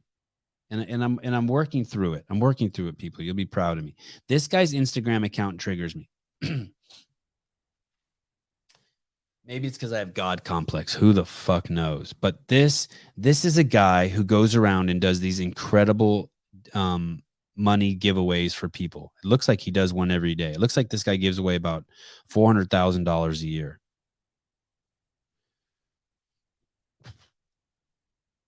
Okay, here we go. You guys ready? Normally, this guy won't give money to people who don't give him money first, but this one changes a little bit. Here we go. On my mystery crown for $1? Yeah. I got 2 of them. I ain't got no money, bro. No, but He says, hey, I got a Burger King hat. You want to buy one for $1? I have 2 of them. And this guy says, hanging out of his car, he goes, nah, I ain't got any money. fuck. We doing bad right now, bro. What's your name? Donald. I'm Zachary. What's your name, man? Joseph. You like basketball? Yeah. He says, we're doing bad right now. Sorry, I don't got $1 for that. Is that your favorite sport? Yeah. Crowns for you, man. What'd you say? Thank you. You want the basketball too? Yeah. We have autism. Oh, yeah, autism. Since you guys were out here today? Dad says, my son has autism. Now he's got a fucking Burger King hat on the kid. And the kid has autism. Yeah. I got 1,000 cash. And then he says, I got $1,000 for you. And so he's giving $1,000 to the dad. How you playing, man? $1,000 for you. Sure. 1,000 cash. Come over here, man. Love you, bro. What's interesting, if anyone feel free to correct me who follows this dude's account, usually he gives Canadian money. And there is a Canadian socialist aspect to his shit. I'm all for helping people. Don't get me wrong. I'm hoping you guys slap me around a little bit. Man, I need Oh, Trish, totally inappropriate. Totally inappropriate. Now dance for me. I hate shit like this. Oh, then you should follow this account. Here we go. the cash. You want me to tell you why? Sure. Look at my car. He says, I need the cash. Do you want me to tell you why? What's going on with your car? Holy cow, you guys And he shows that they're living in the car. living in here right now? Yeah, I'm doing that right now. What's your dream? My dream. And then he says, what's your dream? So now you got this dude holding a cord, like an extension cord or some cord for something in his hand. His autistic kid outside the car bouncing a basketball, and they obviously live in the car, and it looks like maybe they just woke up. For him, get everything he needs. You're never going to believe where this story's going, by the way. And get us into our own apartment, man. Oh, man. Oh, no, CNN loves this story, dude. This is how you help the marginalized community. You walk around and print out money and give it to them. This is total CNN, right up their alley. Right up their fucking alley. This is it. Here we go. And I like giving people stuff's cool shit. It's great. I tell you, And then he always does this. He says, "Can I give you a hug? I love you," and I love that too. I love human contact. I got another surprise though for you. You guys ever been to a Laker game before? Now he says, "You ever been to a Laker game?" No, we never. You're going to the Laker game tonight. We're gonna meet all the players, Oh, man. and we're pulling up in a Lambo. How's that sound to you, man? Hey, let's go, Lakers! How you doing, man?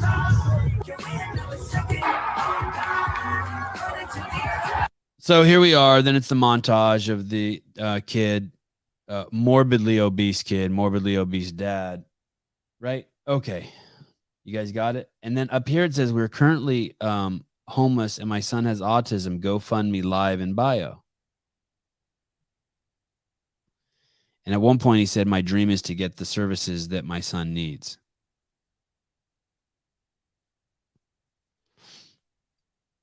It's cool, right? It's all cool. It's all cool. But I just can't help it because I'm so fucking dogmatic, I guess, in my ways. And I see this.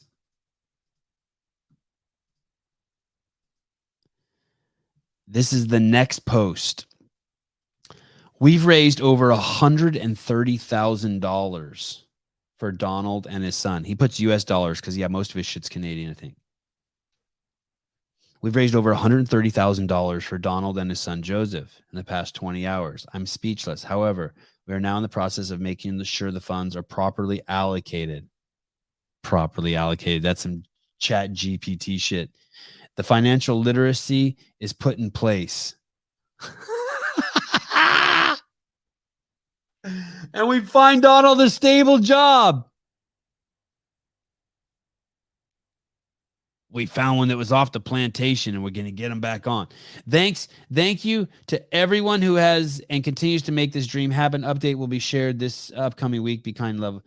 Hey, this is what I wrote. Get the kid to change his diet. It's the single greatest hope he has with dealing with his autism. Prove me wrong. Anyone. I dare you. I just feel bad because I hope I'm wrong. But I think that I think that shit gets worse for these people because maybe shit gets worse for these people.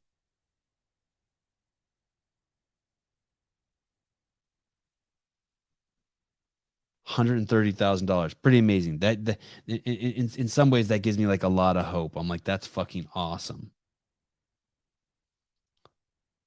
But what I see, what the problem is with this dad and this son and this situation, I just don't think it's going to get addressed. Whatever put them in that situation, what's ever made them so obese. I mean, I know I'm fucking, I view the world through tunnel vision like that because of my CrossFit brainwashing, but, okay, fine. David, just be happy for them. Okay, good. You're right. Thank you. I'll just be happy for them.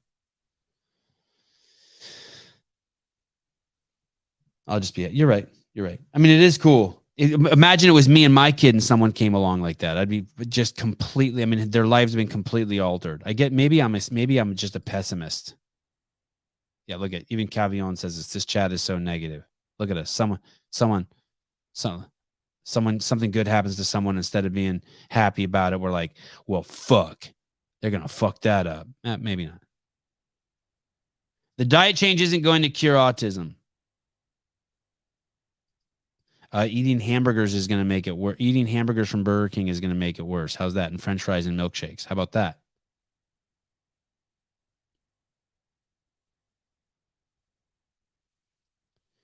If I saw Sevan in the park, I'd probably hand him $5.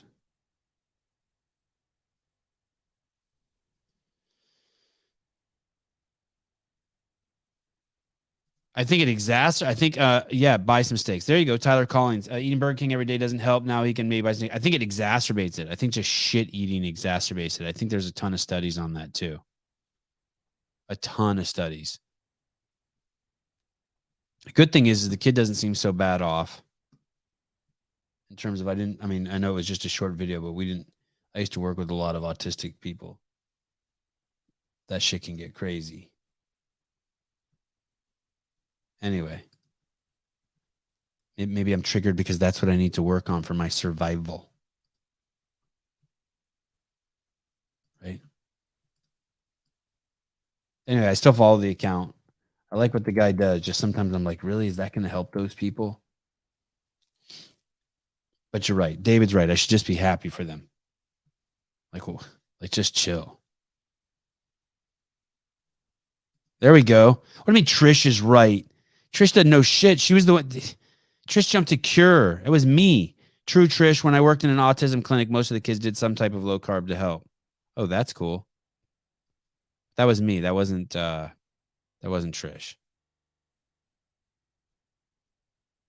Trish was saying the opposite. I had to school Trish.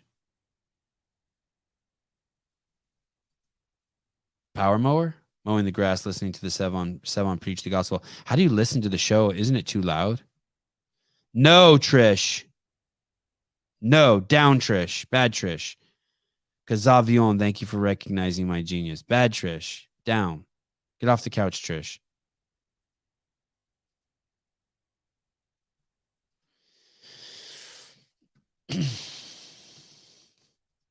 I don't even know what to say about this post. Someone sent it to me. I looked at it. I just passed by it. Then I went back to it. Then I looked at it again. I'll read it to you. I'll show it to you a couple of times. You figure out whatever the fuck you want. I have no idea what's going on here. Oh, I have to turn music off, I guess. Okay. It says, Christine Previtt, we don't leak lying down. The supine assessment is part of our assessment, but it can't be the whole picture. Why? Because we leak when we stand. With our athletes, this is a massive way to get an idea of how they are bracing. If you ask them to brace like they're picking up a heavy bar and you are internal, it tells you a lot. Or if you are internal, oh, you mean she has her finger in her? Oh, shit. Is that where that chick's hand is? If you ask them to brace like they're picking up a heavy bar and you are internal, that girl in the back has a finger in them? Where? In their vagina or their butthole? And by leak, do they mean pee? Wow. Isn't it funny? I didn't even see any of this when I was reading it by myself. It says, our pelvic course gives you the tools to feel confident in this exam. Listen, if you're a guy and you take this course, you're a fucking douchebag. You have no... Stay in your lane. Talk about abortion. Man, this could go sideways so quick. So how do you get that job? Yeah, this is crazy. What do the comments say? Oh, I've only had the throne assessment done, and it was the most humiliating thing I've ever experienced, and I got the most awful UTI after. Throne assessment? This person writes, I've been a woman for almost 43 years, and I have no idea what's going on here. Another doctor says I've been doing more of this in my practice. Oh, here we go. Here we go. Someone says, can you give me more context on this? I'm not sure. I don't understand this, what this assignment is. Oh, this assignment. Invasive. All they are doing is seeing what position make a woman leak. Nothing invasive is happening at all. Thank you. Oh my gosh. The therapist has a gloved finger in the patient's vagina. There you go. That's my kind of talk. Judith. Like what happened to just speaking English? The therapist. That's a therapist? What therapist is that? Oh, there's more. Oh, shit. We can look at all sorts of comments. We are doing an internal assessment. Listen, Christina, you got your finger in her pussy. Just say it. And I'll fix it for you. We have a finger in this patient's pussy while she is standing and going through a series of pelvic floor range of motion.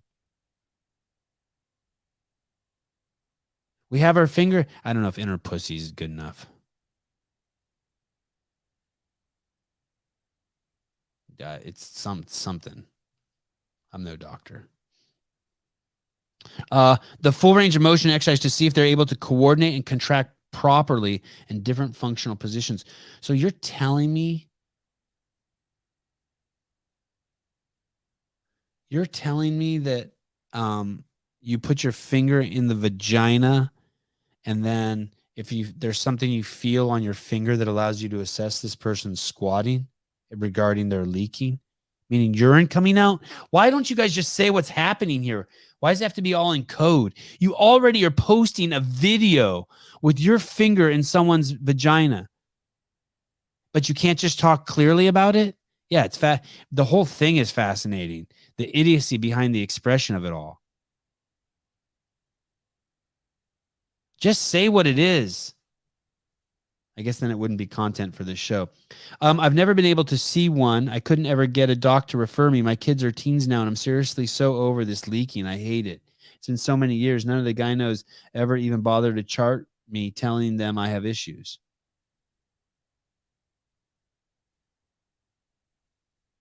All right. All right. So there's some sort of therapy you can get. I do a similar therapy for my wife.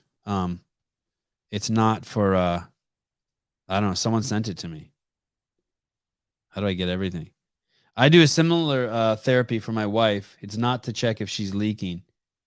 It's to help her with her insanity. I have this special tool that cures women of craziness. Actually, anything. If she has a cold, it cures her. Anything. Any stressed out cures her. She doesn't even have to squat. She can just lay there.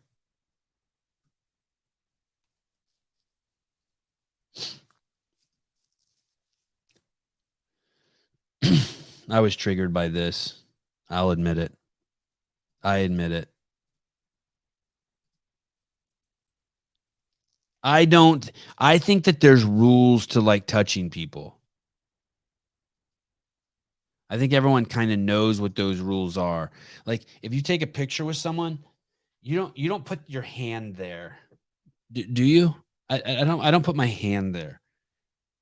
I don't put my hand on a woman's torso unless it's my wife. Unless it would have to be on the back, like near the spine. Sometimes I feel bad when someone hugs me and I don't hug them back tight. Like I was trying to be respectful. And then after they hugged me tight, I feel like they gave more than I did. Like I should have just like loved on them more. I just think that I don't understand that thing where you're a man. I see men do it and your hand comes around the front in a picture. Wasn't there some famous person we saw recently who doesn't even put his hand, he just holds his hand like this. He won't even put his hand. Was that John Wick? What's Kiefer Sutherland? Who plays John Wick? What's that guy's name? Keanu Reeves. Yeah, thank you. Damn, you're fast. Holy, give me a second for God's sake. Yeah, this goes straight from sticking your finger up to someone's vagina to yeah, that's definitely a rule. Do not put your finger in someone's vagina when they're Ben Shapiro. Oh, he doesn't put their hands. The hover hand. Wait till you see this guy. This guy is crazy. This guy is nuts. I'm just so polite and proper to kids. What are you doing? Like her pulls her over. Look at, did you see his hand on that? What do you, don't ever touch anyone's face. No one wants their face touched. Nobody wants their face touched.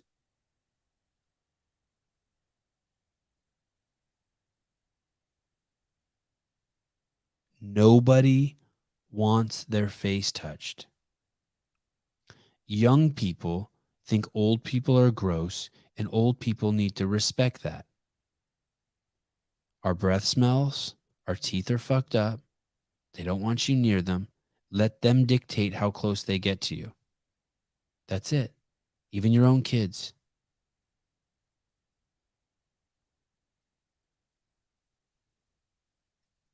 What the fuck is this guy doing? He put his hand under her chin.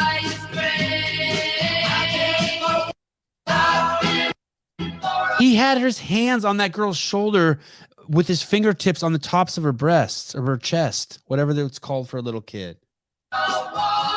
He kissed that random girl. Look at that. He just put his hand on a little girl's boobs or whatever that is. Someone tell me I'm wrong. Oh, Sevan, you're being too harsh, just an old guy. I don't think so. Look the way he pulls her. Look at that hand. I don't like it. Look at that hand. Who does that?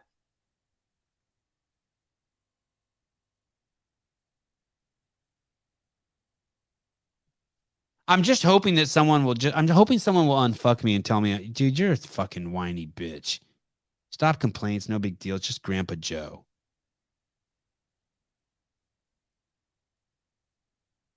It's the whole diary shit that kind of like has gotten back into my consciousness. It's kind of freaking me out about him.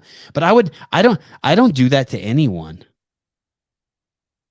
If I put my hand there on my wife yesterday when I was taking the kids to the skate park, I put one hand up the back of my wife's shirt on her fucking insane back. Holy shit, my wife's back is crazy. And I got my hand up there, my little fucking bitch Armenian hand, and I'm just feeling her. And I feel that spine running, like my middle finger on her spine, and I'm starting to smell her. And then I take my other hand and I put it right on her fucking rib cage so she can feel my cold hands on her, right underneath her tit, and I'm holding her like that. Well, she's in the kitchen, like trying to clean some shit up that she just fed the kids so she can run off to Pilates. And she looks at me. And I go, you're going to get it tonight. And I give her a kiss. And she goes, I put water in the kids' thermos. Have fun. Call me and maybe I'll catch up with you after. I'm like, okay. That's how I hold my wife when I'm telling her she's going to get it when I get home. Not when I take a picture with a fucking random kid. I mean, that hand right there, that's where I put my hand on my wife to tell her that I'm fucking just, I need to eat her.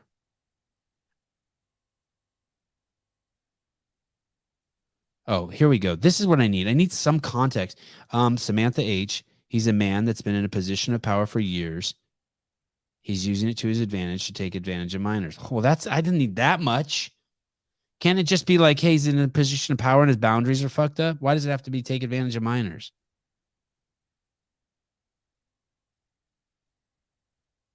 I don't have to go that far. My wife does not. I wish. She gently quivered as I touched her bosom. My wife doesn't do any of that. Quiver. Philip, my mom sent me a one-page sheet on how to get my fucking wife pregnant. I told her one day, I was like, hey, Haley and I are going to have kids, I think. We're trying to have kids. And my mom sent me a fucking email page long how to do it. I'm like, I don't even remember what it said. I just called her. I'm like, don't do that again. I know what I'm doing.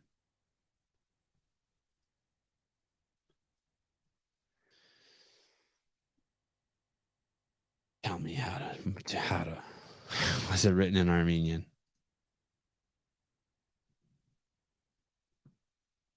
Oh, the truth is I touched my wife like that and she's like, your fucking hands are cold. And in my head, I like cold hands on my body. So I'm like, oh, she must love it. Even though I know she doesn't, I quickly convert it. I don't get it, but I do like what Samantha said. He's the man in a position of power. And so something's happened to his boundaries. The taking advantage of minors part just makes me want, maybe I'm just in denial.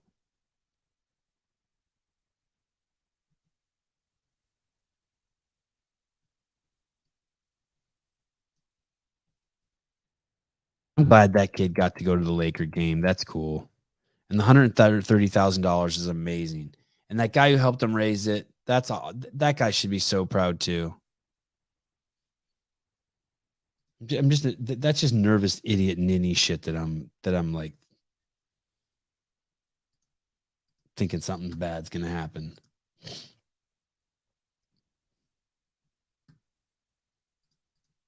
You think it's cool to eat cows? You think it's cool to kill cows? But you don't think it's cool. You don't think it's cool to eat dogs? What, you don't think it's cool to eat dogs and cats?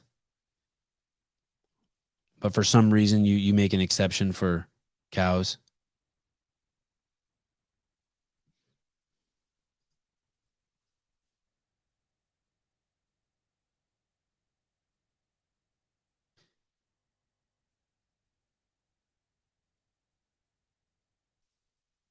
Why?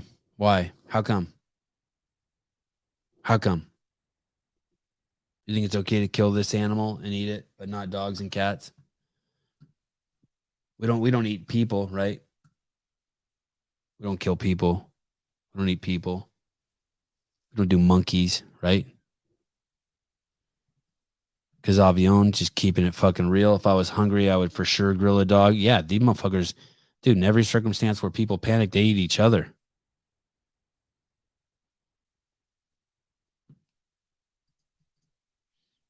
Look at this. Tranquilidade são as ordens do Senhor. Calma e tranquilidade para receber o amor. Dude, part of me is like, if that thing moves, it's going to kill her. If that thing just shifts its body, if that thing stands up, if that thing shakes a fly off, if that thing twitches, she's toast. And another part of me is just like, wow, I really wish I could do what she's doing. Have that sort of intimate contact with such a large animal. That thing is massive. I do that with my dog. I sit with my dog in the living room. Just listen to her breathe, pet her, put my head on her side. Look into her eyes. Wow, if this is true, this is an amazing, even if this isn't true, this is an amazing sentence Sean M. just wrote. Dogs lick you because they can smell your bones through your skin.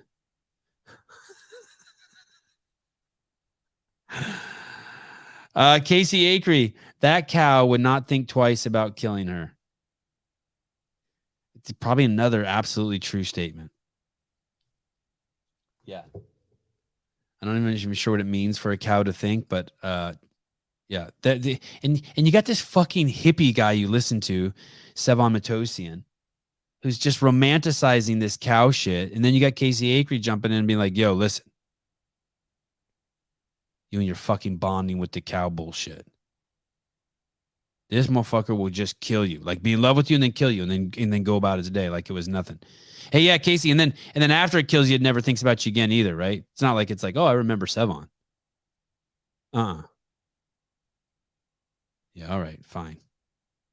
Well, so much for that. Hippie gay dude. Yeah, whatever. Lump me up. I'll take a couple. What did we call it in the beginning? Couple. I have memberships. In many categories.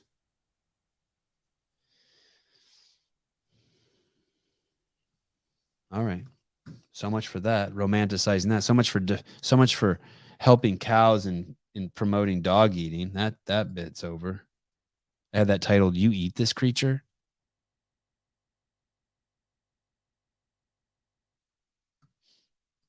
Oh. Yeah. Here's something else I don't get. I get, for some reason, even if I wouldn't share this with you guys. If for some reason I was excited about something, I wouldn't look. This is some 1.5 million. So this girl's excited. It's called the Fashion Jogger. 1.5 million followers. I love you. We are a big family. Thank you for believing in me and inspiring me as much as I inspire you. We support each other to reach our goals and share experiences. This is wonderful. I just don't understand this, but is this the engagement economy? I don't even, so she doesn't even speak English. I don't even like the translation of this. Look, dude, you guys were making fun of me for my long johns fitting me loose because you thought that tight should fit. Look at this. This chick is so freaking skinny. Her tight pants can't fit her. Oh my goodness, she is skinny.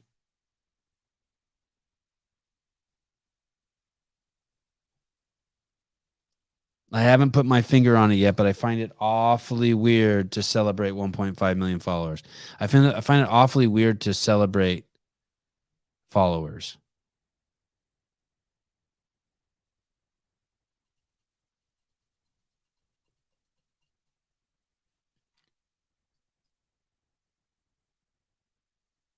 Oh, that's interesting. I closed that window and it automatically brings my camera up. Okay, that's cool.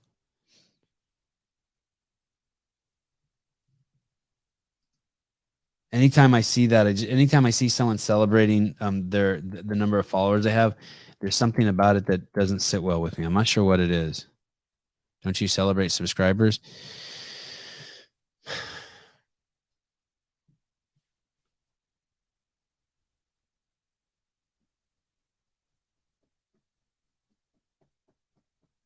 I do. Let's start there. I do celebrate subscribers. I do. Yeah, I would be more honest like that. I would celebrate the money. I like the views, not for the attention at all. I like the views for the money. I don't care about the fucking attention. I'm trying to just put food on my table, and I'm doing something. I'm trying to engage with people in a way that I want to engage with people, which is like, what is the truth? How do we get down to some like fundamentals of truth? How can we be honest with each other? I love the self-help genre. I like the Eckhart Tolle shit. I just love that stuff. And I want this place to be a forum like that. People can have fun, but be honest and truthful and grow. And the thought of making money and doing it tickles me to death. And so I like having a lot of views because then YouTube pays me on those views. But I'm not proud of I don't know how many subscribers we have. I think we went over 21,000. I'm not proud of it. Maybe I'd be proud if I had 1 million subscribers. I don't know.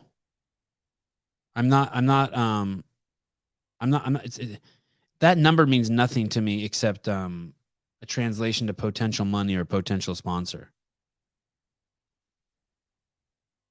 Same thing for her, Sevan. Yeah. And there's something like disingenuous. Right. And there's something a little bit disingenuous about it, just to say, to celebrate, like the way she's celebrating those followers. Here's the thing. What if you found out she bought 1 million of those followers?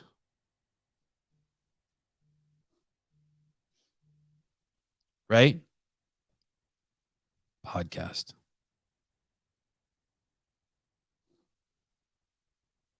Oh. Oh.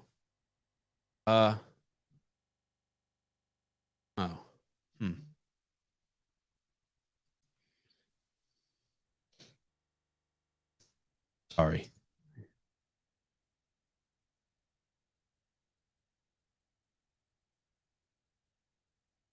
trying to figure out my plans for the rest of the day and what my wife's doing, what I'm doing.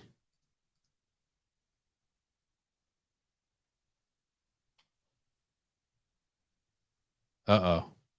Conflict of time schedules is, I see. Oh shit.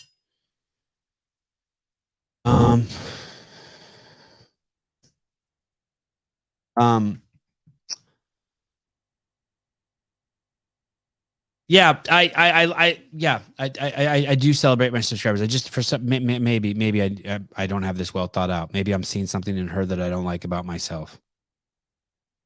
Maybe, but I don't think so.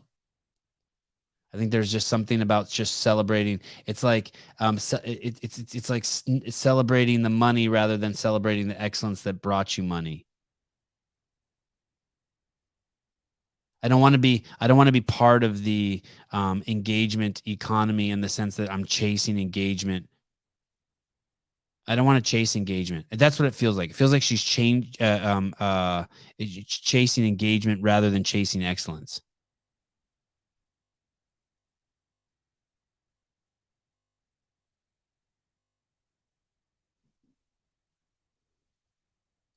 Clive. You're uncomfortable with how she's claiming it's a team effort and saying we. The truth, as you know it, is the followers don't matter. We're simply the customer providing your success. I guess I will say this: when you guys pulled the money together and bought me that sign, I mean, it felt fucking crazy. I swear, it felt like I used the example of like getting a gray belt in jiu-jitsu. I felt like I earned it, and you guys were all my like instructor and. You guys are like, okay, you've graduated, young podcaster. Now you have sign. We have brought you this far. But who am I to know? Maybe she is chasing excellence. And I don't know. I feel like it's a misplaced thank you. And that you're giving power away to Instagram based on that number and the algorithm that rewards you for it. Maybe I'm fucking jealous of her. Maybe I should think of that. Maybe I'm jealous of her because the algorithm, instead of rewarding me, is punishing me.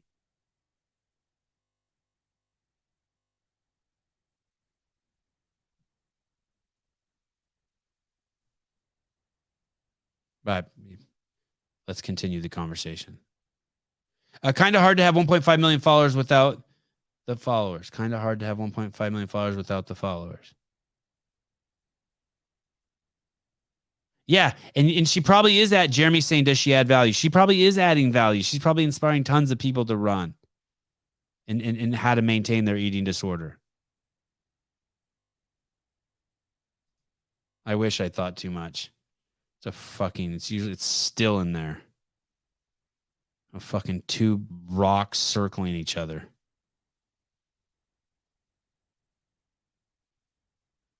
I want to overthink it. I'm not thinking about it enough. It's the opposite. I need to think about it more.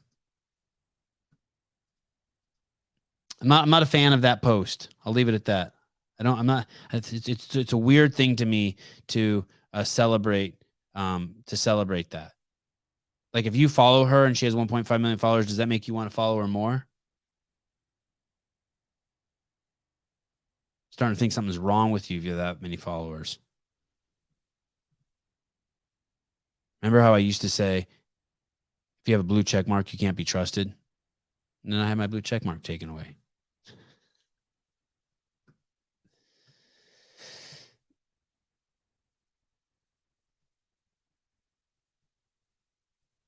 All right. I have to go. I got distracted. I had texts come in and my other people around me have to start their worlds that are dependent on what I'm going to do with my kids today. No, we haven't talked about Akinwale's a post yet. But we need to. I got a ton of notes on it. No, there is a show today. There is a show tonight. There's a Frisbee show. Mr. Vindicate. I hope. Yeah, Brian's great. I think. Oh, because he hung up on me yesterday. But that's normal. But Krabby is his. That's when he's in homeostasis. All right, guys. Love you guys. Thanks for joining me. What a short show today, and I will see you guys. Your friend in the sky took your blue check mark account since you despise blue. There you go. Talk to you guys soon. Bye.